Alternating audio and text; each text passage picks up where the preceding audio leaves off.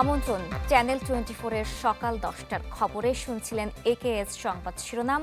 আপনাদের সাথে আছি আমি জান্নাতুল বুশরা। গ্রাম কিংবা শহর সবখানেই বিদ্যুতের লুকোচুরি খেলা। থমকে গেছে কাজের গতি। অভিযোগ দিনরাত মিলিয়ে অর্ধেকটা সময়ে থাকছে না বিদ্যুৎ। যদিও কর্তৃপক্ষের দাবি চাহিদার কম সরবরাহের কারণে বেড়েছে ভোগান্তি। তবে সমাধানের চেষ্টার কমতি নেই। তানিম রহমানের রিপোর্টে দেখুন এর বিস্তারিত।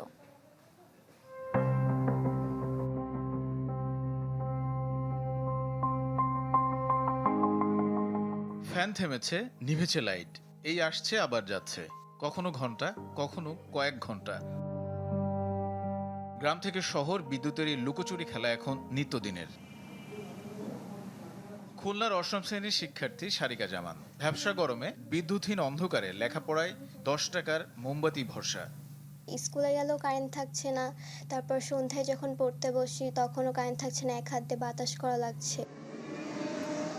বরিশালের কাগাসুরা বাজারের ওয়েল্ডিং ব্যবসায়ী কামাল, বিদ্যুৎ বিভ্রাটে থেমেছে কাজের গতি।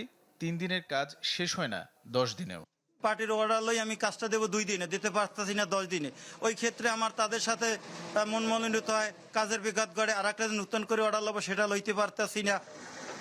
56,000 বর্গমাইলে গ্রাম থেকে শহর সবখানেই এখন তীব্র লোডশেডিং। কোথাও 2 ঘন্টা, কোথাও তারও বেশি। তীব্র গরমে সবচেয়ে বেশি সমস্যায় শিশু ও বয়োবৃদ্ধরা। পাখা নিয়ে বাতাস দিয়া বাচ্চারা কোলে গরমে খুবই অস্থির হয়ে যাচ্ছে। শুধু খালি কারেন্ট যায় আর আসে, যায় আর আসে, বিল আমাকে ঠিকই ওঠে। বিদ্যুৎ যে কখন আসে কখন যায় সেটাই আমরা সঠিকভাবে বলতে পারি না। 3 ঘন্টা 4 ঘন্টা কারেন্ট দেয় আর তামান দিন কোনো কারেন্টই থাকে না। দীর্ঘ সময় লোডশেডিংয়ে বিভিন্ন এলাকায় বিদ্যুৎ অফিস ও উপকেন্দ্রগুলোর উপর ক্ষোভ ছাড়ছেন গ্রাহকরা। এতে বিদ্যুৎ স্থাপনা ও কর্মকর্তা কর্মচারীদের নিরাপত্তার চেয়ে প্রশাসনের কাছে চিঠিও দিয়েছে দেশের অন্তত 80টি পল্লী বিদ্যুৎ সমিতি। স্ট্রিট লাইট নেই, ঘরে লাইট নেই, কোথায় যাবে মানুষ? মানুষকে যাবার একটা জায়গা তৈরি করতে, সেটাও তো দেখতে হবে। দেখতে হলে তো আলো লাগবে, আলো নাই। এখন আমাদের ভরসা চাঁদের আলো। আধা ঘন্টা কারেন্ট পাচ্ছি এবং পরপরই 1 ঘন্টা লোডশেডিং, এবং এই অবস্থায় আমাদের এই ধরনের প্রতিষ্ঠান চালানো খুবই বিব্রতকর। বাস্তব কথা, আমাদের জাতীয় গ্রিড থেকে যে বিদ্যুৎটা আমরা কম পাওয়ার কারণে এরকম লোড শেয়ারিং করে, অর্থাৎ মানে ইয়েভাবে লোড ম্যানেজমেন্ট বলে আমরা। পূর্বেও আমাদের যে কোনো উদ্ভূত পরিস্থিতি সৃষ্টি হলে আমরা আমাদের কেপিএ স্থাপনাগুলোর নিরাপত্তার জন্য প্রশাসনের সহায়তা চেয়ে থাকি। এমন পরিস্থিতিতে নিরাপত্তা নিয়ে সতর্ক প্রশাসন। অনেক বিদ্যুৎ কেন্দ্রে মোতায়েন করা হয়েছে পুলিশ। কেপিআই সহ বিদ্যুৎ কেন্দ্র, বিদ্যুতের সাথে জড়িত যেই প্রতিষ্ঠানগুলো আছে এইগুলোতে আমরা সার্বক্ষণিক নজরদারি রাখছি। আমাদের যে গোয়েন্দা উইং আছে তারা এই বিষয়গুলো তথ্য কালেক্ট করছে। বিদ্যুৎ বিভাগ জানায়, চাহিদার বিপরীতে বিদ্যুৎ মিলছে কম। সরবরাহ বাড়লে ধীরে ধীরে কমে আসবে লোডশেডিংয়ের মাত্রা। তানিম রহমান, চ্যানেল 24। এদিকে রাজধানীতে আবারও গ্যাসের জন্য হাহাকার। সরবরাহ কমে যাওয়ায় বন্ধ রয়েছে ঢাকার বেশিরভাগ ফিলিং স্টেশন। আরও খবর জানাতে মহাখালী থেকে সরাসরি যুক্ত হচ্ছেন আহমেদ সোহাগ। সোহাগ, মহাখালী ফিলিং স্টেশনের সার্বিক পরিস্থিতি নিয়ে আমাদের জানাবেন।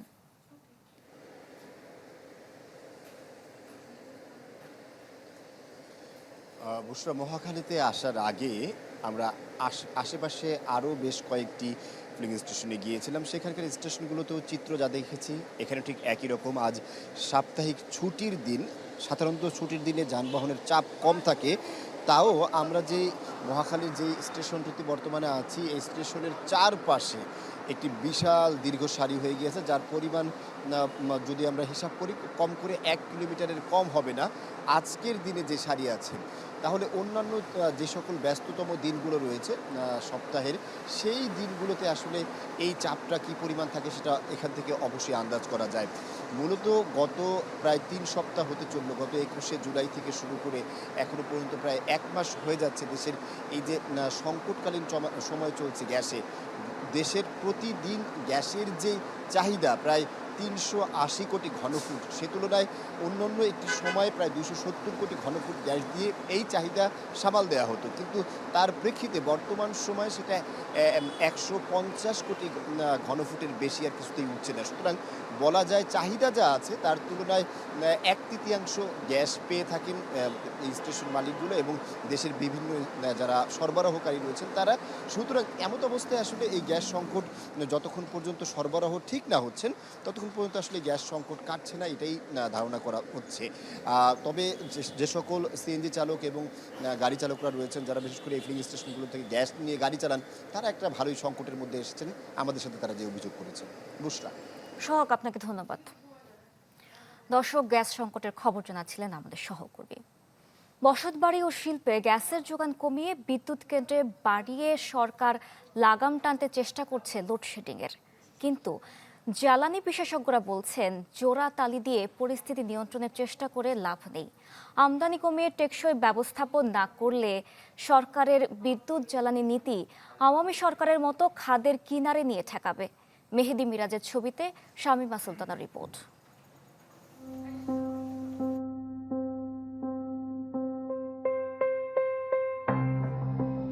গরমের সময় দেশে বিদ্যুতের চাহিদা থাকে 16 থেকে 18 হাজার মেগাওয়াট, আর উৎপাদন সক্ষমতা আছে 33 হাজার মেগাওয়াটের কিছু বেশি। তবে ক্যাপটিভ নবায়নযোগ্য মিলিয়েও সেই সক্ষমতার অর্ধেক উৎপাদন হয় না।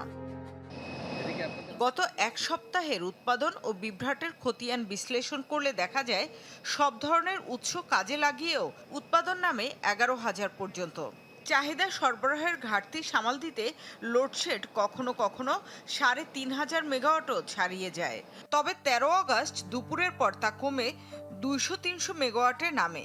সন্ধ্যার পর আবার 1000 ছাড়িয়ে যায়। এদিন দুপুরে গ্যাস, কয়লা, তেল, জল, সৌর বায়ু এবং ভারত ও নেপাল থেকে আমদানি করা মিলিয়ে উৎপাদন ছাড়ায় 15,000 মেগাওয়াট। তবে একই দিন বাসাবাড়ি ও শিল্পে গ্যাস সরবরাহ শূন্যে গিয়েও ঠেকে। ফলে বিদ্যুতের যোগান বাড়লেও ফুরায় না ভোক্তার নাভিশ্বাস। তবে আশ্বাসের কমতি নেই মন্ত্রণালয়ের। আপ্রাণ চেষ্টা করছি যাতে এই যে সমস্যাটা আছে এই সমস্যাটা বিল আউট করতে পারি। তো আপনারা যদি আমাদের সাথে আমাদেরকে অ্যাটলিস্ট মোরাল সাপোর্টটা দেন তাহলে আমাদের কাজ করাটা সহজ হয়। এদিকে প্রায় মাস পেরোতে চললেও এখনো পুরোপুরি সারাতে ব্যর্থ ক্ষতিগ্রস্ত এলএনজি টার্মিনাল। তবে গ্যাসের নিজস্ব উৎপাদন না বাড়িয়ে বছরে 60,000 কোটি টাকা আমদানি খরচের খাত সম্প্রসারণে মনোযোগ সরকারের, যা টেকসই মনে করেন না বিশেষজ্ঞরা। অভ্যন্তরীণ গ্যাস যাতে না উৎপাদন হয়, না ব্যবহার হয়, না এক্সপ্লোরেশনে, এটার জন্য বিভিন্ন পক্ষ বিভিন্নভাবে এখন কাজ করছে। যেখানে পেট্রো বাংলার আরও সক্রিয় ভূমিকা রাখা দরকার, একজন ভারপ্রাপ্ত চেয়ারম্যানকে দিয়ে সেটি এখন চালানো হচ্ছে। এগুলো দিয়েও আসলে বোঝা যায় যে গভর্নমেন্ট আসলে অভ্যন্তরীণ গ্যাস ব্যবহার করার ব্যাপারে সিরিয়াস না। এটা আমার কাছে অনেকটা মনে হয় যে 2009 সালের আওয়ামী লীগ সরকারের মতন অবস্থা, যে একটা সংকট দেখিয়ে দ্রুত একটা সমাধানে যাওয়ার জন্য কিছু প্রাইভেট সেক্টর, কিছু বিদেশি কোম্পানিকে দ্রুত গতিতে কিছু কাজ দিয়ে দেওয়া। সংকট উত্তরণে বিদ্যুৎ বিতরণ ও জ্বালানি আমদানি বেসরকারীকরণকেও সমাধান মনে করেন না অনেকে। শামীমা সুলতানা, চ্যানেল 24, ঢাকা। জাতীয়তাবাদী ছাত্রদলের নতুন কমিটি নিয়ে চলছে জোর আলোচনা, যেখানে আছেন 1 ডজন মুখ। সংগঠনটির নেতারা বলছেন নতুন নেতৃত্বকে দায়িত্ব নিতে হবে জুলাই গণঅভ্যুত্থানের পরিবর্তন ধরে রাখার, আর সাধারণ শিক্ষার্থীদের প্রত্যাশা যারা মত প্রকাশের স্বাধীনতা ও শিক্ষার্থীদের জন্য কাজ করবে এমন নেতৃত্ব নির্বাচন করা উচিত। প্রতিষ্ঠার ৪৮ বছরে দাঁড়িয়ে বিএনপির সহযোগী সংগঠন বাংলাদেশ জাতীয়তাবাদী ছাত্রদল গত ১৬ বছরে বিএনপির আন্দোলন সংগ্রামে সক্রিয় ভূমিকা রাখলেও শিক্ষাঙ্গনে ছাত্রলীগের পেশিশক্তির রাজনীতির সামনে দাঁড়াতে পারেনি খুব একটা। আর অন্তর্বর্তী সরকারের আমলে হওয়া ছাত্র সংসদ নির্বাচনগুলোতে ভরাডুবির কারণে ব্যাকফুটে ছিল ছাত্রদল। তবে বিপুল সংখ্যাগরিষ্ঠতা নিয়ে বিএনপি সরকার গঠনের পর অনেকটাই শক্ত অবস্থানে সংগঠনটি, যদিও সম্প্রতি ক্যাম্পাসে আধিপত্য বিস্তারের সংঘর্ষ ও অস্ত্রের মহড়া জন্ম দিয়েছে বিতর্কের। আর বেশি বয়স্কদের নেতৃত্ব নিয়েও আছে প্রশ্ন। এমন প্রেক্ষাপটে শিগগিরই আসতে যাচ্ছে ছাত্রদলের নতুন কেন্দ্রীয় কমিটি, যদিও বর্তমান কমিটির মেয়াদ শেষ হয়ে গেছে 5 মাস আগেই। যেহেতু একটা সংগঠন উনি চালাবেন, তাই না, তো ওনার উপর প্রপার ধৈর্য থাকতে হবে অ্যান্ড তার ওই রকম একটা মেন্টালিটি রাখতে হবে যে সবার মতকে সম্মান দিয়ে তিনি ডিসিশন নেবেন। যিনি ছাত্রনেতা আসবেন তিনি শুধুমাত্র ছেলেদের না, মেয়েদের ব্যাপারটাও এখন চিন্তা করবে, যেহেতু মেয়েদের সংখ্যাগরিষ্ঠতা বেশি। সিদ্ধান্ত নেওয়ার মতো প্রজ্ঞাবান এবং আমি বলবো যে একই সাথে যে ক্যারিশমাটিক নেতৃত্ব, সেটাই আমরা আশা করি আসলে। ছাত্রদলের শীর্ষ 2 পদে শোনা যাচ্ছে প্রায় 2 ডজন নেতার নাম। এর মধ্যে সভাপতি পদে আমানুল্লাহ আমান, কাজী জিয়াউদ্দিন বাসিত, ডাক্তার তৌহিদুর রহমান আউয়াল এবং সেক্রেটারি পদে গণেশচন্দ্র রায় সাহস, আনিসুর রহমান খন্দকার অনিক ও নাসির উদ্দিন শাওন সহ কয়েকজন আছেন আলোচনায়। দলটির বর্তমান নেতৃত্ব মনে করে আগামী ছাত্র সংসদ নির্বাচনের জন্য সংগঠনকে প্রস্তুত করতে পারবে এমন নেতাদের আনা দরকার কেন্দ্রীয় নেতৃত্বে। যারাই নেতৃত্বে আসবে তারা প্রত্যেকে দলের প্রতি ডেডিকেটেড থাকবে এবং শিক্ষার্থীদের প্রতি তাদের কমিটমেন্ট শতভাগের প্রতি আমি আস্থাশীল। সুতরাং এই বিষয়ে আমার কোনো প্রশ্ন নেই, যারা নেতৃত্ব আসবে কারা আসবে, যাদেরকে দেওয়া হবে তারাই দলটি সবচেয়ে ভালো চালাতে পারবে। ছাত্রদলের সাবেক সভাপতি আজিজুল বারী হেলাল বলছেন, ইতিবাচক ইমেজ ও নিয়মিত ছাত্রদের প্রাধান্য দেওয়া উচিত সংগঠনটির কেন্দ্রীয় নেতৃত্বে। ছাত্রদের সবচেয়ে আকর্ষণীয় দিক হলো ছাত্র সংসদ নির্বাচন। সেই নির্বাচনে যদি সংগঠনের শীর্ষ নেতারা কম্পিট করার যোগ্যতা বা এলিজিবিলিটি না থাকে, তাহলে কিন্তু ছাত্র রাজনীতি পরিশীলিত হবে না।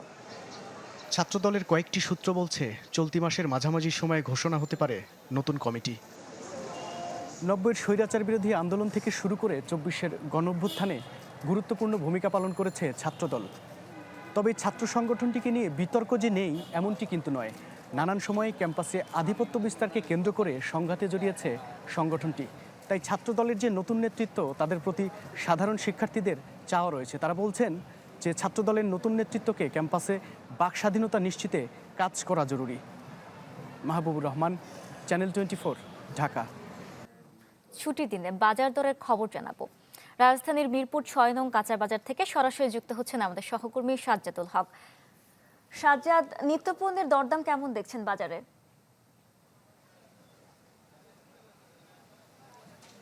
বুশরা, আসলে সকাল থেকেই দু একটি বাজার ঘুরেছি। বাজার ঘুরে এখন এই মুহূর্তে মিরপুর 6 নম্বর বাজারে আছি। আসলে বর্তমান পরিস্থিতি যদি একটু বলি, যে মূল্যস্ফীতির এই বাজারে বিদ্যুতের দাম বেশি, তারপরে আবার গ্যাসের সংকট, এই নানাবিধ সংকটের মাঝেও যে কাঁচা বাজারে যে মানুষ একটু স্বস্তি মিলবে, সেই স্বস্তির ব্যাপারটা আসলে একেবারেই এসে দেখিনি। কারণ প্রতিটা সবজি মোটামুটি 100 টাকার ওপরে বিক্রি হচ্ছে। কাঁচা সবজি যেগুলো আছে মোটামুটি 100 থেকে 120 টাকা দরে বিক্রি হচ্ছে অধিকাংশ সবজিগুলো। এছাড়াও 150 টাকার উপরেও কিছু কিছু সবজি আছে।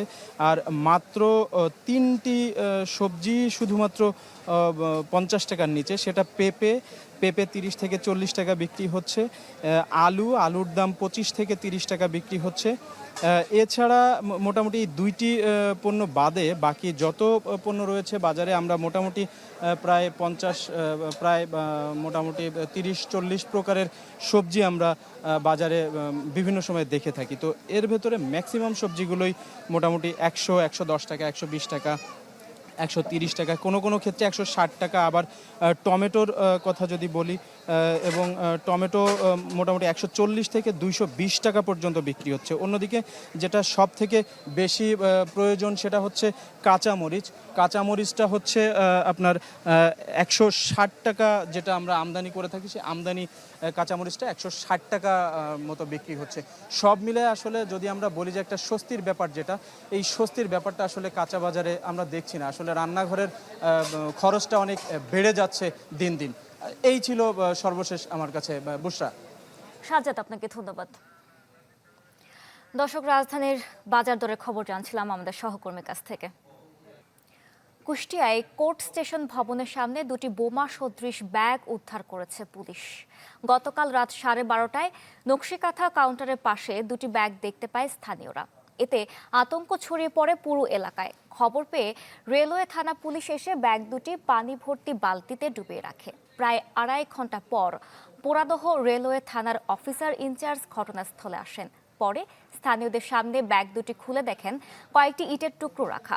পুলিশ জানান ব্যাগে বোমা নয়, আতঙ্ক ছড়াতে কেউ ইটের টুকরো রেখে গেছে।